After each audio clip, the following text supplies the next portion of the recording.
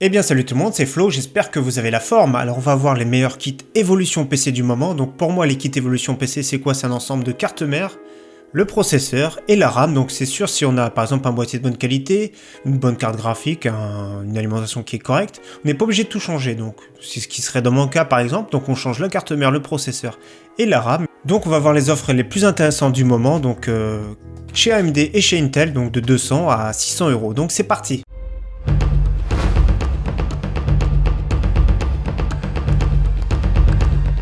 Donc on commence avec du Intel, donc dans l'entrée de gamme, donc dans les 200-250 €. Alors il y a Intel et je vais faire le concurrent AMD, comme ça il n'y aura pas de jaloux, il y aura 4 choix possibles pour chacun. Donc le Pentium G4600, d'habitude je conseille le G4560 mais il n'est pas trop en stock. Donc je mets tous les liens en description, tous les kits qui seront là seront en description. Donc le Pentium G4600 qui est très bien, donc c'est un dual core 4 threads. 4 threads, c'est-à-dire qu'il va émuler, Windows va reconnaître comme si c'était un CPU 4 cœurs. Donc il est très bien, pour du jeu il va être vraiment très bien. Son concurrent sera un petit peu mieux dans tout, mais un tout petit peu plus cher, donc après c'est à vous de voir, mais ici c'est un très bon processeur, donc 89 €. La carte mère 59 €, la MSI B250M qui est une des moins chères de cette gamme, donc les chipsets B250, on n'a pas besoin d'une carte mère qui sert overclocker. Elle est sympathique, voilà, une petite carte son isolée, c'est du micro ATX, voilà, ça peut passer dans tous les boîtiers, c'est ça qui est vraiment cool. Et par contre en RAM, alors c'est très rare en ce moment. Non seulement la RAM est chère, mais en plus de ça, les stocks sont vraiment très peu, c'est limité. Donc voilà, c'est pour ça que là j'ai trouvé une RAM en stock pas trop chère chez Amazon, 75 €, c'est vraiment très peu cher par rapport à ce qu'il y a en ce moment. Donc c'est la fréquence la plus faible, donc DDR4 2133. Donc ça fera largement le travail. Et le concurrent chez AMD, c'est le Ryzen 3 1200, donc 4 cœurs, celui-là, 4 vrais cœurs physiques et 4 cœurs logiques, donc pas hyper tradé. Il est, franchement, c'est l'entrée de gamme de chez AMD, mais il est super vaillant. Niveau jeu, il se débrouille un tout petit peu mieux que le concurrent Intel. Et au niveau encodage et tout, applicatif, il se débrouille un petit peu mieux. Donc un peu plus cher, mais il se débrouille quand même un petit peu mieux. Donc c'est vraiment cohérent le prix. On a pris une carte mère qui est vraiment jolie. Je sais pas ce que vous en pensez. Elle est super jolie, 64 €, c'est un bon prix. On n'a pas pris un chipset qui permet d'overclocker, donc je trouve que ça sert à rien pour l'entrée de gamme. Il est, franchement, c'est une belle carte mère de chez MSI, plus belle que l'autre. Et on a mis également aussi les 8 Go de DDR4.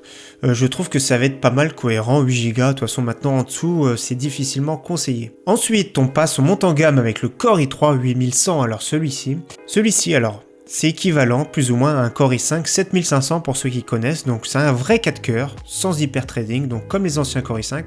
Le 8100 le moins cher ici chez hardware.fr, 123 €, c'est un bon prix pour un processeur qui sera très bon en gaming et vraiment correct pour de l'applicatif. On a mis une carte mère un petit peu élevée malheureusement, vous savez pourquoi? Parce que le chipset B370 sortira qu'en début d'année prochaine. Donc 136 € c'est un peu cher, c'est dommage parce que ce type de carte mère on pourrait les avoir en dessous de 100 €. Donc 136 €, on a une très bonne carte mère avec une bonne carte son. Gigabyte qui est parmi les moins chers en carte mère, donc ils essayent de se faire un petit peu de monter petit à petit en level pour prendre petit à petit des parts de marché aux concurrents. Donc avec ça on a mis 8 Go de RAM, donc exactement les mêmes, on ne les présente plus. Le concurrent de chez AMD, donc qui sera un petit peu mieux en applicatif, pourquoi? Parce que lui c'est un 4 cœurs pareil mais avec hyper trading, donc il émule 8 cœurs logique sur Windows, donc franchement il va être bien pour plus d'applicatifs, que ce soit du montage, de l'encodage, etc. Donc le Ryzen 5500, donc 3,6, avec un petit ventirad intégré, donc tous ceux que je présente il y a ventirad, sauf à la fin vous verrez qu'il n'y en a pas, donc 159 €, c'est un bon prix, il est moins bon en gaming, mais il est quand même correct, franchement c'est un bon processeur, bon milieu de gamme. Une carte mère, c'est ce prix-là qu'il faudrait justement pour le i3 8100, donc 88 €. Micro ATX, elle est très jolie, je sais pas ce que vous en pensez. Elle fait le travail pour moins de 100 €, MSI, c'est vraiment très bien dans cette gamme de prix. Et on a toujours les 8 Go de RAM. Donc voilà. Ensuite, on monte petit en gamme avec, franchement, là on arrive d'une milieu de gamme supérieure. Qui est vraiment correct ici. Alors le Core i5 8400 n'est en stock nulle part. J'ai quand même voulu le mettre parce que si vous voyez cette vidéo dans un mois, il sera sûrement en stock. Donc le Core i5 8004 qui cadençait jusqu'à 4 GHz en mode turbo sur un seul cœur. Donc la plupart du temps sur 4 cœurs, je crois que c'est 4 ou 6 cœurs, il va tourner à 3,8 maximum. Donc c'est un très bon processeur. Au niveau du gaming, il est aussi bien qu'un Core i7 7700K à sa fréquence d'origine. Et pour l'encodage, du montage, il est vraiment excellent. Donc 6 cœurs, 6 threads. Moins de 200 €, il est vraiment excellent comme processeur. Donc on a mis une carte mère, pareil que la même que tout à l'heure, de chez Gigabyte, donc la Z370 HD3. La version P est un peu plus chère, donc celle-ci est vraiment bien, correcte. C'est les moins chers, parmi les moins chers des Z370. Par contre, là, on a pris quand même un petit peu mieux. On a pris quand même, c'est rouge, certes, mais il n'y a pas beaucoup de stock non plus. Une DDR4 2400, meilleure fréquence, avec un radiateur, donc 90 €. Je trouve que c'est vraiment pas mal du tout. Ensuite, son concurrent, vraiment, en plus ce week-end est une bonne promotion, donc peut-être si vous tombez sur cette vidéo lundi, elle y sera plus, donc le Ryzen 5 1600, avec le petit ventira, donc 6 cœurs, 12 threads. Alors il est un peu moins bien que son concurrent, c'est sûr, sur du jeu, proprement, mais sur du montage vidéo, de l'encodage, sur tout ce qui est applicatif. 12 threads c'est vraiment bien, donc voilà, 180 € à très bon prix. Il sera moins cher que son concurrent, en plus de ça nous avons des cartes mères qui sont moins chères. Donc ici elle est très belle, Gigabyte AB350 Gaming 3. Franchement elles sont super belles, celles-ci j'aime beaucoup. Je sais pas ce que vous en pensez, moi j'aime beaucoup cette gamme là, avec c'est un peu reflet, le PCB a un très beau reflet, et très joli, rouge, c'est couleur gaming un peu rouge-noir. Et nous avons également mis les barrettes, cette fois-ci se marient très bien, les balistiques, DDR4 2400. Toujours 8 Go, on reste dans le raisonnable pour ce genre de kit. Et on va monter dans le haut de gamme avec le Core i7 7700K pour Intel. Alors les 8700 ne sont pas disponibles, mais dans le haut de gamme, je pense que j'aurais plutôt mis un i5 8600K, donc 6 cœurs. Les 8700 sont très bien, sont par contre très chers, plus de 400 €, sont pas en stock. Et en plus de ça, ils chauffent beaucoup, ils consomment beaucoup. Alors ça peut être de très bons processeurs, mais ils ont du mal en overclocking. Celui-ci, le Core i7 7700K en overclocking, peut monter jusqu'à 5 Go. En jeu, il est très bien, en applicatif, il est très bien. Il a un prix raisonnable, il a baissé 315 €.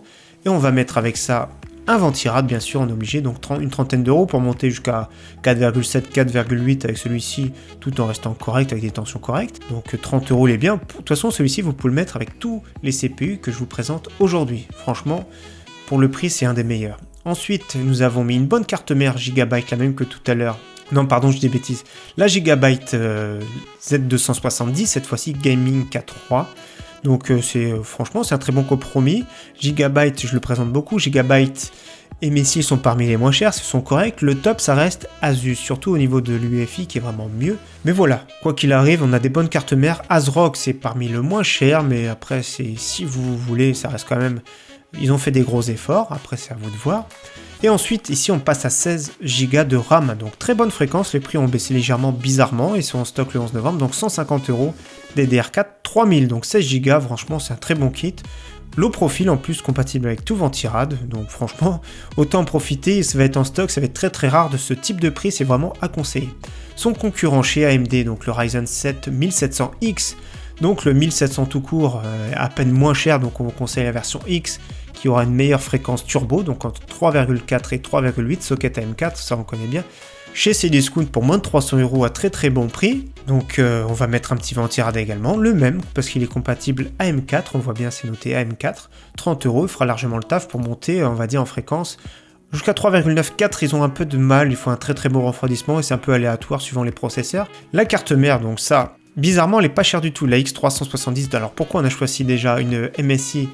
Parce qu'elle est pas chère, 140 € la plupart du temps, c'est plus dans les 160 € la carbone. Et franchement, on peut permettre. L'avantage du chipset X370, c'est de pouvoir mettre le SLI et le Crossfire X. Donc deux cartes graphiques, après c'est vous qui voyez, mais bon, elle est pas trop chère, franchement, ça vaut le coup, c'est une très bonne carte mère, 139 €. Je suis même impressionné qu'elle soit si peu chère.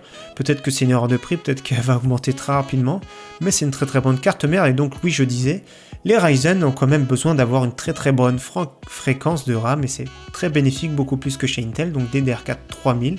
16 Go, là on est plus dans un budget de 620 €. Par contre, celui qui fait plus de gaming, donc on conseille plus le Intel 7700K. Celui qui fait plus de montage, d'encodage ou même du streaming, même s'il se débrouille très bien, le i7, on va pouvoir mettre plutôt l'AMD Ryzen 7. Donc après c'est vous de voir. Donc ici on a 8 kits évolution en règle générale. Les Intel sont meilleurs en gaming, ça peu importe les concurrents, ce sera meilleur en gaming. Et on peut retenir que les AMD Ryzen sont meilleurs en encodage, montage, applicatif en général, donc ça vous de voir plus ou moins pour le même prix. Faut en profiter, donc c'est vous qui voyez. Moi personnellement, le meilleur compromis pour moi ce serait celui-ci, Core i5 pour du gaming 8400. Chez Intel pour moi c'est le meilleur compromis du moment, donc on attend le début d'année pour avoir des cartes mères en chipset B370 pour que ce soit moins cher. Donc il est très très bon en gaming, très bon en applicatif. Pour moi, c'est le meilleur compromis du moment.